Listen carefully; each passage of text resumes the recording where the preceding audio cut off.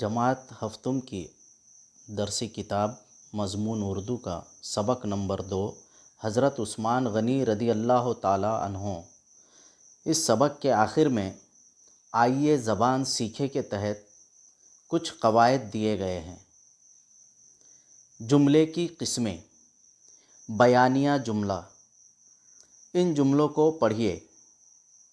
1. मदीने में सख्त कहत पड़ा हुआ था। 2. सहाबी ने कुएं की बकिया कीमत भी अदा कर दी। 3.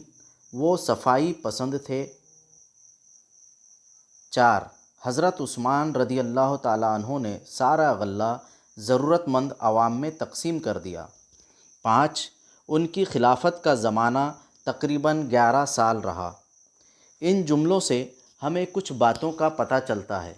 मसलन पहले जुमले से मदीने में कहत पड़ने की ख़बर मालूम होती है। दूसरे जुमले भी हमें कुछ बातें बताते हैं। ऐसा जुमला जिससे किसी वाक़ये की ख़बर मिलती हो बयानिया जुमला कहलाता है। दिए गए जुमलों के अफ़आल पर गौर कीजिए। कहत पड़ा हुआ था, कीमत अदा कर दी, तकसीम कर दिया। इनसे पता चलता है कि जुमलों में बयान किए जाने वाले काम हुए हैं। जब किसी जुमले से काम होने या करने की ख़बर मिलती है तो उसे मस्बत जुमला कहते हैं। इन्हीं मिसालों को इस तरह देखिए। कहत नहीं पड़ा था, कीमत नहीं अदा की, तकसीम नहीं किया।